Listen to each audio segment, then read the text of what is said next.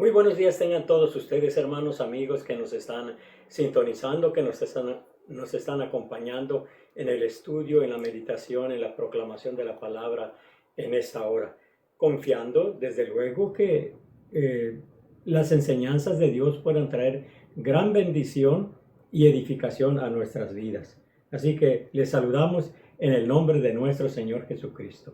Vamos a orar. Padre amoroso y bueno, en estos momentos pedimos la bendición tuya, Señor, la dirección de tu Santo Espíritu y, Señor, que tú nos ayudes para que podamos aprender más de ti y que nos des una mente entendida y un corazón receptivo para lo que tú quieres decirnos. En el nombre de Cristo Jesús te lo pedimos. Amén. En esta hora vamos a estar meditando en el tema de dile al pueblo que marche. Ya lo habíamos considerado en el pasado. Yo recuerdo haber predicado en alguna ocasión de este mensaje.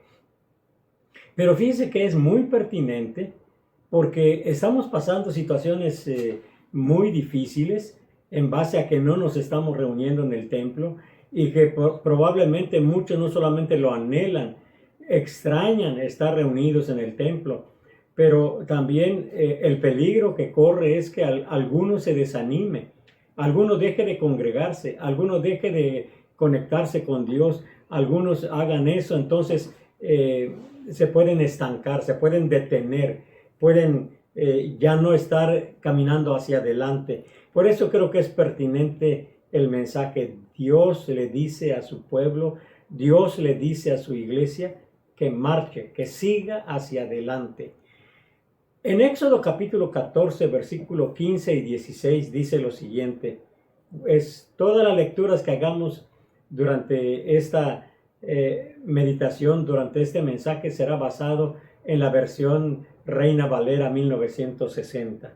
Éxodo 14, 15 y 16 dice: Entonces Jehová dijo a Moisés: ¿Por qué clamas a mí?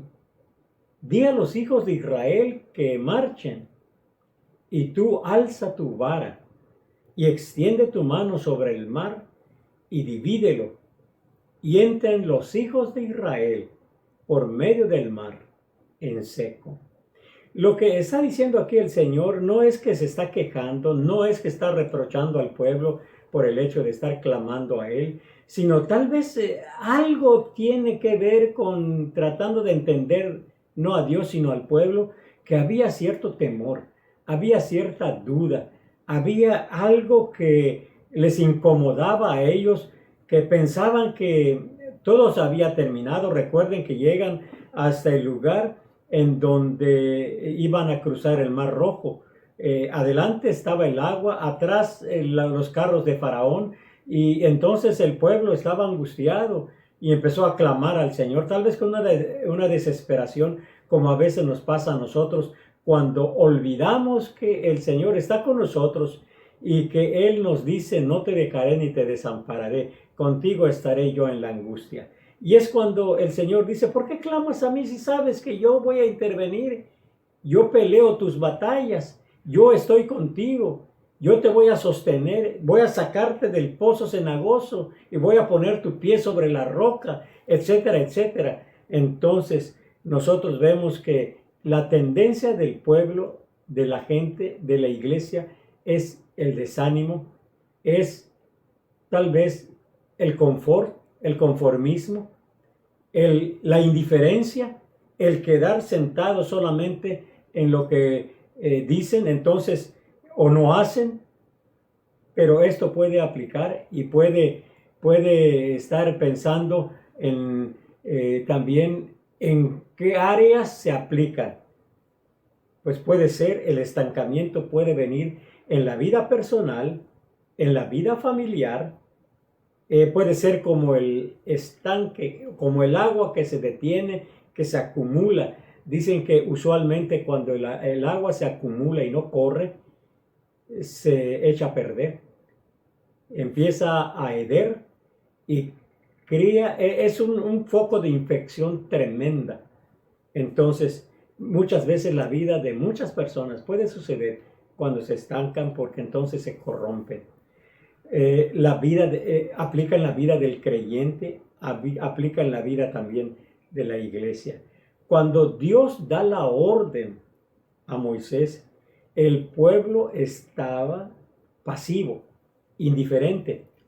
Y en lugar de estar marchando en fe, en confianza, en obediencia, en fidelidad, en lealtad para con Dios, lo que el pueblo estaba haciendo era estar pensando en sus problemáticas, en las situaciones difíciles que estaba viviendo. Entonces, hay 3 pensamientos sobre este tema de cuando Dios nos dice que animemos al pueblo, a la iglesia, para que marchen hacia adelante. El primer pensamiento es marchar hacia adelante viviendo el propósito de Dios para el día de hoy. El propósito de Dios que tiene para ti, tiene para tu familia, tiene para la iglesia y tiene para su pueblo en término general. Israel vivía con temor. Miren lo que dice Éxodo capítulo 14, versículo 10, cuando dice: cuando Faraón se hubo acercado, los hijos de Israel alzaron sus ojos y aquí que los egipcios venían tras ellos, por lo que los hijos de Israel temieron en gran manera y clamaron a Jehová. Yo creo que fue un temor que rayó en el pánico, en la desesperación, en la frustración, en la impotencia, en muchas otras cosas, de tal manera que el clamor hacia Dios no era un clamor de confianza, no era un clamor de intimidad, sino un clamor de desesperación con temor. Israel vivía en el ayer, vivía en el pasado. Miren lo que dice Éxodo 14, 10, entonces dice: temieron al faraón y a sus soldados. También dice la palabra del Señor en los versículos 11 y 12 de Éxodo 14, dice: y dijeron a Moisés. Miren nada más cómo refleja la actitud y la condición emocional y espiritual y anímica del pueblo. Porque le dijeron a Moisés, versículo 11: no había sepulcros en Egipto que nos has sacado para que muramos en el desierto. ¿Por qué has hecho así con nosotros que nos has sacado de Egipto? Versículo 12: ¿no es esto lo que hablamos en Egipto diciendo: déjanos servir a los egipcios? Porque mejor nos fuera servir a los egipcios que morir nosotros en el desierto. En otras palabras, ellos estaban tan pesimistas. Había una actitud y una mentalidad de tragedia en ellos, porque dicen: mejor nos hubiéramos quedado en Egipto y ahí hubiéramos muerto, no que aquí vamos a perecer en el desierto. Entonces, eso nos invita a que muchas veces nosotros asumimos la actitud del pueblo de Israel como iglesias, pero también como familias y como individuos. No dejes que el temor te detenga, te estanque. Sigue hacia adelante, como dice la palabra de Dios: puesto los ojos en Jesús, el autor y consumador de nuestra fe. No dejes que entonces tu vida se estanque. Siga adelante en el camino donde Dios te ha puesto. Cuando nosotros entendemos esto, nos damos cuenta que a veces asumimos la misma actitud de Israel. Tal vez no sea el mar hacia delante de nosotros y a nuestras espaldas por la retaguardia un ejército que viene para destruirnos. Tal vez no sea la misma situación, la misma escena que tenía el pueblo de Israel, pero a veces nos sentimos abrumados por los problemas, por las presiones, por las necesidades, por las enfermedades, por tantas cosas, que a veces clamamos a Dios, pero con esa actitud, no con actitud de que estamos yendo en intimidad con Él para decirle: Padre mío, Abba Padre, en la intimidad, en la confianza, en la seguridad de poder hablarle al Señor con la esperanza de que Él nos escucha y Él responderá a nuestra situación difícil. Abba Padre. Es lo que quiere decir papacito o papi, o como usted le diga a su papá en forma cariñosa, en intimidad. Entonces, di al pueblo que marche hacia adelante para cumplir el propósito para el cual el Señor te trajo al mundo. Y el Señor te tiene todavía aquí. El propósito que tiene para tu vida. No te retractes. No mires hacia atrás, como dice otra parte de la Biblia, y hay un canto también. Dios no nos trajo hasta aquí para volver atrás.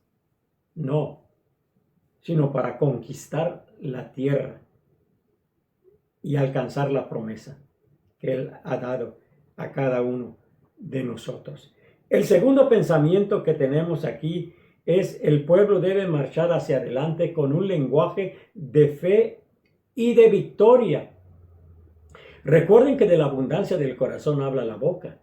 Y no quiere decir que estemos usando un lenguaje de improperios, un lenguaje obsceno, un lenguaje vulgar, o un lenguaje de maldición. No necesariamente significa eso. Pero ¿cuántos quejumbrosos usted conoce que no pueden decir ninguna palabra si no están quejándose de que Dios los ha olvidado, de que los hermanos de la iglesia no le hablan por teléfono, que porque ya quieren ver a los hermanos, que porque está lloviendo, que porque hace frío, que porque hace calor, que por esto, por lo otro? O sea, es una vida de quejas, quejas tras quejas. Entonces, por eso decimos, marchar hacia adelante con un lenguaje de fe y de victoria. Fe de confianza en el Señor, de victoria, como dice Hebreos capítulo 12, es pues la fe, la convicción de lo que se espera y la certeza de lo que va a venir, de lo que nosotros creemos, de lo que nosotros esperamos, de lo que nosotros no vemos, pero por fe estamos seguros que va a llegar. El pueblo siguió la marcha y a los 3 días empezó a murmurar. Ay, ¿desde cuándo existe la murmuración con corazones, insatisfechos? Miren lo que dice Éxodo capítulo 15, versículo 22. Dice: e hizo Moisés que partiese Israel del mar Rojo y salieron al desierto de Shur y anduvieron 3 días por el desierto sin hallar agua. E hizo Moisés, dice versículo 23, y llegaron a Mara y no pudieron beber las aguas de Mara porque eran amargas. Por eso le pusieron el nombre de Mara. Entonces el pueblo murmuró contra Moisés y dijo: ¿qué hemos de beber? Nos estamos muriendo de sed. Aquí no hay agua. Señor, ¿vas a dejar que muramos de sed? La experiencia tuvo un nombre. La actitud tuvo un nombre. La queja tuvo un nombre: Mara, amargura, insatisfacción, queja. Pudo haber sido una experiencia de confesión, de fe y de victoria, de creer en el Señor que Él va a proveer para nuestras necesidades, va a satisfacer. Porque si Dios cuida a los pajarillos y les da de comer y también vista a los lirios del campo, ¿cómo no tendrá cuidado de cada uno de nosotros? El Señor lo asentó en su palabra y todavía podemos leerlo, pero a muchos de nosotros, cuando los problemas nos aprietan, empezamos a dudar y nos olvidamos de las hermosas promesas de la palabra de nuestro Dios. A los 39 días más tarde, el lenguaje del pueblo volvió a cambiar, porque no solamente era de amargura y de queja.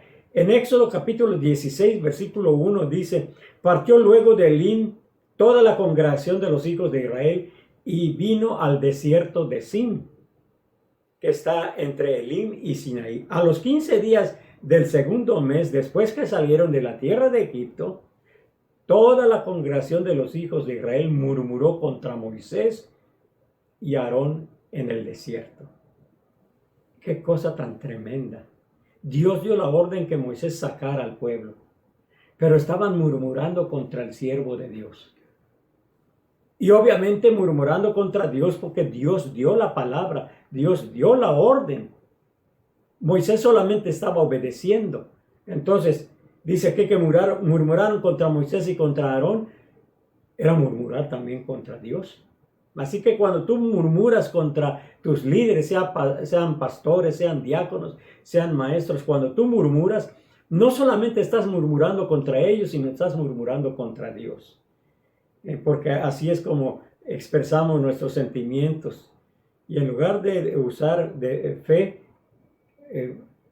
hablamos mal en derrota en vez de una mentalidad victoriosa.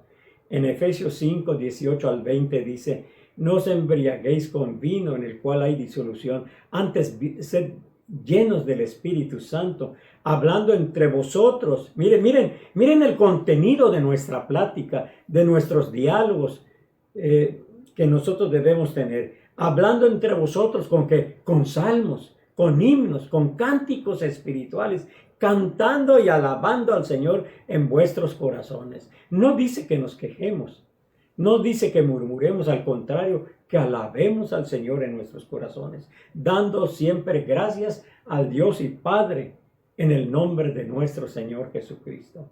El lenguaje de fe, el lenguaje de victoria, debe estar siempre en nuestros labios, porque son gratificantes, porque es un lenguaje edificante, porque es un lenguaje apropiado que bendice, porque es un lenguaje que da paz, que da esperanza y da consuelo a los que nos escuchan.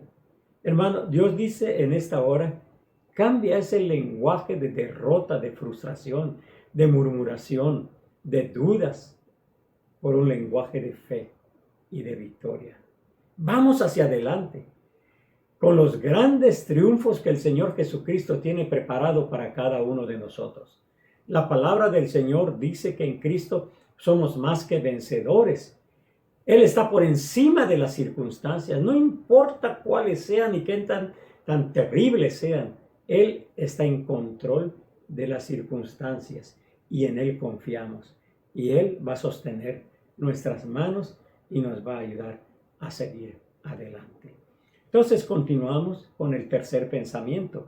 El tercer pensamiento: debemos marchar hacia adelante siguiendo a nuestro líder, a nuestro capitán, apoyándolo en todo. En este caso, los líderes terrenales que Dios ha puesto en la iglesia local, el pastor, los diáconos, los líderes, pero sobre todo el líder, el príncipe de los pastores, que es el Señor Jesucristo, apoyando la obra en todo y haciendo lo que Dios nos indique que debemos hacer, de acuerdo a los dones que nos ha dado, de acuerdo al lugar que Él nos ha puesto como miembros del cuerpo, para que nosotros funcionemos así como un equipo, como una maquinaria bien ordenada, bien aceitada, para cumplir con el propósito que Dios ha dado a cada uno de nosotros. Solo así obra el Señor. Miren, en Éxodo capítulo 17, versículo 1 dice: toda la congregación de los hijos de Israel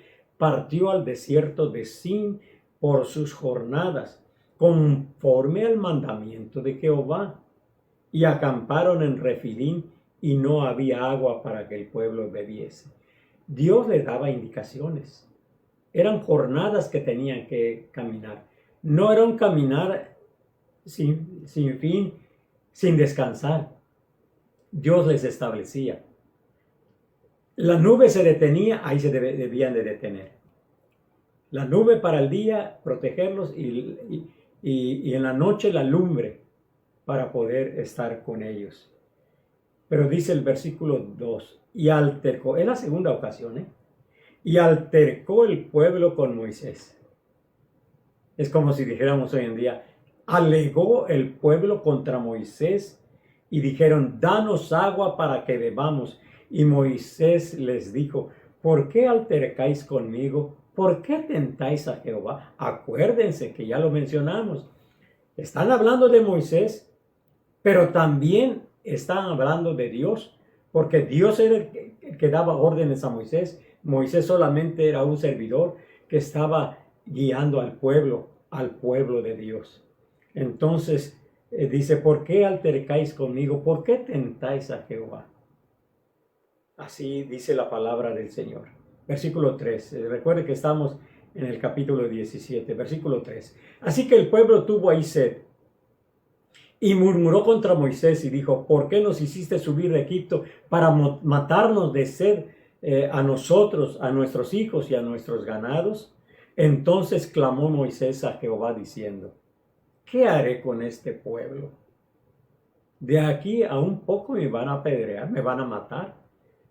¿Cómo puedo yo seguir dirigiendo a este pueblo que es tan rebelde, es contradictor, es pesimista, es quejumbroso, nunca está conforme con lo que tú le das, Señor? ¿Qué voy a hacer con este pueblo? Y fíjense que a veces los líderes también pueden tener este tipo de pensamientos cuando el pueblo sigue frío, indiferente, porque ha dejado su primer amor.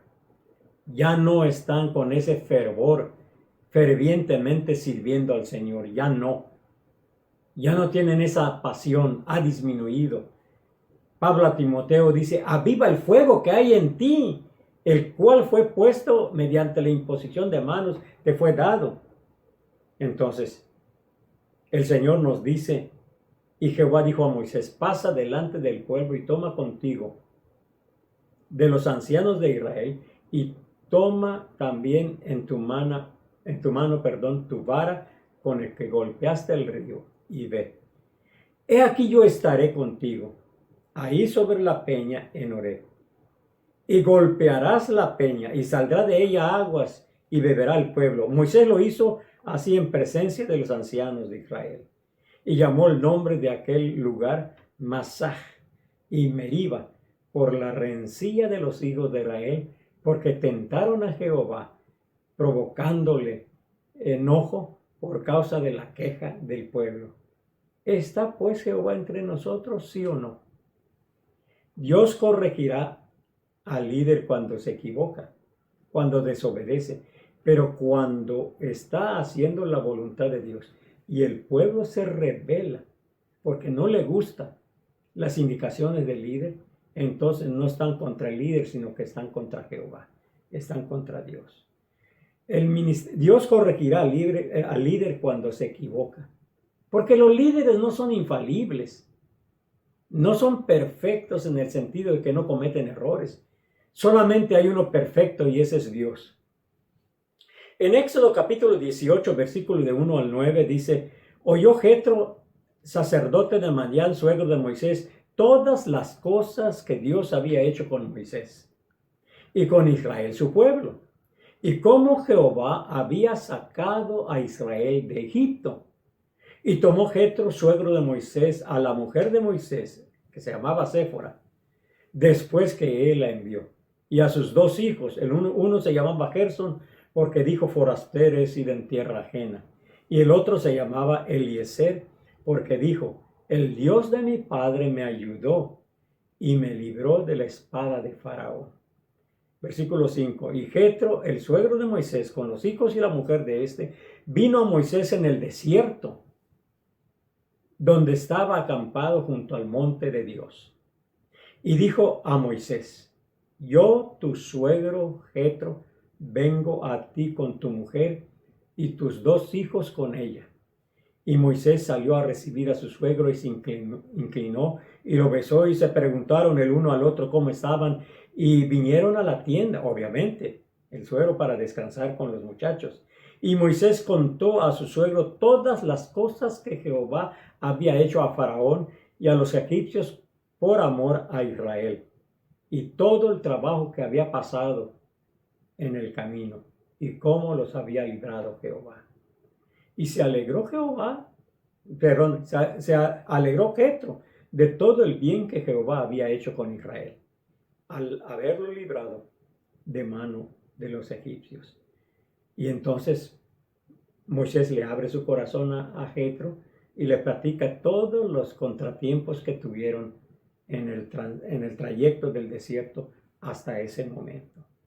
Entonces el líder puede fallar, sí puede equivocarse. El líder no es todopoderoso, pero Dios le da poder para seguir adelante. En Éxodo 18, versículo 13 al 19 dice: aconteció al día siguiente, se sentó Moisés a juzgar al pueblo, y el pueblo estuvo delante de Moisés, delante de Dios, o sea, delante de Moisés desde la mañana hasta la tarde. El pueblo delante de Moisés desde la mañana hasta la tarde. Viendo el suegro de Moisés todo lo que él hacía con el pueblo, dijo: ¿qué es esto que haces tú con el pueblo? dice la palabra del Señor, ¿por qué te sientas tú solo y todo el pueblo está delante de ti desde la mañana hasta la tarde? Yo creo que Jetro vio que no era sabio porque era desgastante el trabajo de Moisés y estaba realmente, yo creo que agotado. No le alcanzaba el tiempo. Y viene el consejo y dice, cuando tienes asuntos vienen a mí, dice Moisés a su suegro, y yo juzgo entre el uno y el otro y declaro las ordenanzas de Dios y sus leyes. Entonces el suegro de Moisés le dijo, no está bien lo que haces, no. Desfallecerás del todo tú y también este pueblo que está contigo, porque el trabajo es demasiado pesado para ti. No podrás hacerlo tú solo. Oye ahora mi voz, yo te aconsejaré. Y Dios estará contigo. Está tú por el pueblo delante de Dios y somete tú los asuntos a Dios. Tiempo después, con los años, Moisés iba aprendiendo la lección y creo que se le quedó grabado el consejo de Jetro. Porque dice en Números 11, versículo 24 al 29, dice, y salió Moisés y dijo al pueblo las palabras de Jehová, y reunió a los 70 varones de los ancianos del pueblo, y los hizo estar alrededor del tabernáculo. Y habían quedado en el campamento 2 varones, llamados el uno Eldad y el otro Medad, sobre los cuales también reposó el Espíritu. Estaban estos entre los inscritos, pero no habían venido al tabernáculo. Y profetizaron en el campamento. Y corrió un joven y dijo, o dio aviso a Moisés y le dijo, Eldad y Medad profetizan en el campamento. Entonces respondió Josué, hijo de Nun, el que posteriormente iba a sustituir a Moisés, iba a introducir al pueblo de Israel. Pero en aquel entonces todavía estaba con Moisés. Y Josué, hijo de Nun, ayudante de Moisés, uno de sus jóvenes, dijo, Señor mío Moisés, impídelos. Entonces Moisés le respondió, ¿tienes tú celo por mí? Ojalá todo el pueblo de Jehová fuese profeta y que Jehová pusiera su espíritu sobre ellos. En otras palabras, no tratemos de ser los hombres a orquesta como líderes, como pastor, como copastor, como diáconos, etc. Debemos dividir el trabajo entre todo el pueblo de Dios, entre toda la congregación, cada quien haciendo su parte, porque si no, uno se desgasta. No solamente emocional, espiritualmente, pero también se desgasta físicamente y luego vienen las enfermedades. En conclusión, le dice, di al pueblo que marche. Ya les dijo que marchen hacia adelante para cumplir el propósito de Dios. Ya les dijo que marchen hacia adelante usando un lenguaje apropiado de fe y de victoria. Ya les dijo que marchen hacia adelante siguiendo al guía, al líder, a Dios también, al capitán, a la cabeza de la iglesia, el cual es el Señor Jesucristo, que le da también orientación e indicación a sus siervos para que estos a su vez comuniquen al pueblo, o sea, a la iglesia. No dejes que los errores te estanquen. Mejor aprende y toma la decisión de cobrar ánimo y seguir hacia adelante. Como le dijo Dios a Moisés, a Josué, le dijo, no temas, esfuérzate y sé valiente. Entonces, caminemos hacia adelante. Oremos. Padre amoroso y bueno, en estos momentos te damos gracias porque estamos pasando tal vez por un desierto emocional o para muchos espiritual. Con eso de la pandemia, con eso que no nos estamos reuniendo, con eso que estamos quedándonos en casa, con eso que no podemos ver ni a nuestros familiares por causa del virus. Esto es desgastante emocional y espiritualmente. Puede ser que alguien se esté estancando tanto en lo emocional como en lo espiritual. Su ánimo esté decayendo.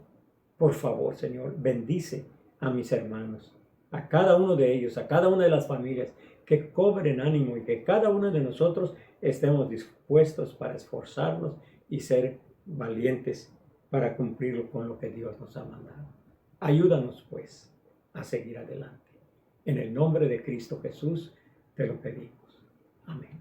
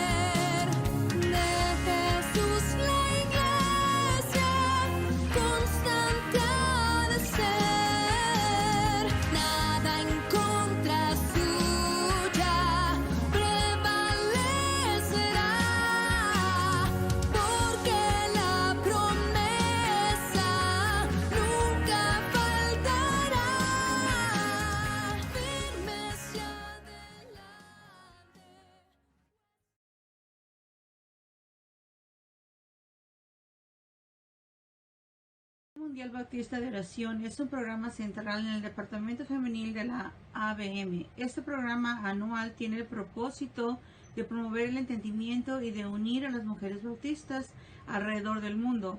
Verdaderamente el día de oración es la línea de vida, el cordón umbilical, si así lo prefiere. Para el éxito y el bienestar de este movimiento bautista de mujeres, las ofrendas recogidas durante este evento promueven los recursos necesarios para el mantenimiento del departamento femenil y sus ministerios. La práctica del día de oración une a las mujeres del mundo, proveyendo a las mujeres una fuente espiritual que les fortalece y les da esperanza. Muchas mujeres bautistas en Europa Oriental dicen que es la oración la que ha traído la paz y libertad a sus países, la necesidad continua. Y es por eso que este año queremos invitarlos a que se unan, a que nos unamos como iglesia el domingo 1 de noviembre de 5 a 6 de la tarde para ir como familias en nuestros carros, pasar al frente del templo, orar y recoger un plato de comida. Estaré llamando a cada uno de ustedes para confirmar su asistencia, para preparar los platillos y que no nos falte nada. Muchas gracias, esperamos verlos ese día. Que Dios los bendiga.